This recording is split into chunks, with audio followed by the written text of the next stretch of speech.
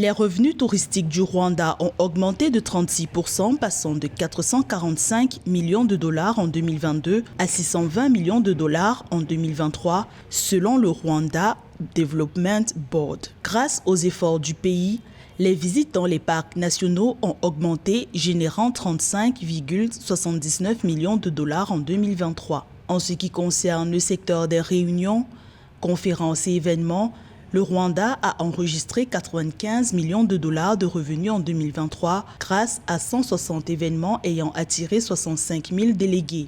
Le secteur touristique représente 10% du PIB du pays d'Afrique de l'Est.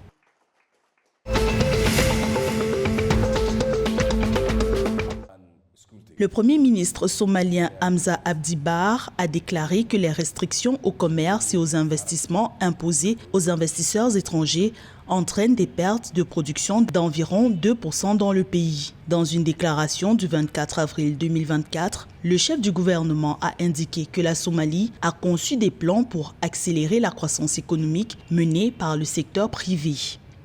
En tant que membre de la communauté d'Afrique de l'Est, le pays a accès à un marché plus vaste, facilitant le commerce et les investissements transfrontaliers et présente également un marché de 18 millions de personnes. Selon la Banque mondiale, le taux de croissance économique de la Somalie est passé de 2,2% en 2022 à 2,8% en 2023 et devrait atteindre 4,3% d'ici 2028.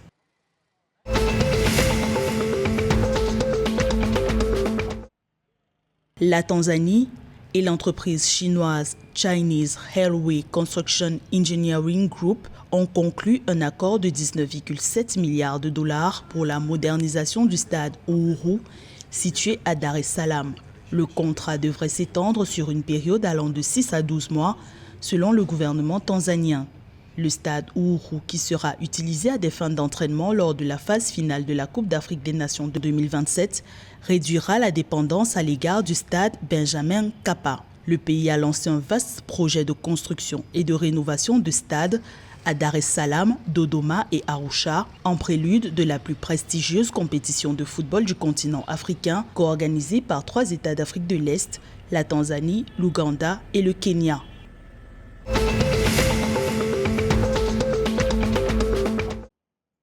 La Commission nationale de réadaptation NRC d'Éthiopie prévoit de lancer la phase finale du programme de démobilisation et de réintégration dans la région du Tigré en juin 2024. En janvier 2023, la mission de surveillance, de vérification et de conformité de l'Union africaine a signalé un taux de désarmement des armes lourdes de près de 90%. La finalisation du processus fait face à un manque de financement d'un montant de plus de 29,7 milliards de birrs. Par ailleurs, le mandat de 2 ans du NRC, créé en novembre 2022, arrive à expiration fin 2024. L'objectif de l'Éthiopie est de désarmer, démobiliser et réintégrer environ 370 000 ex-combattants dans 8 régions.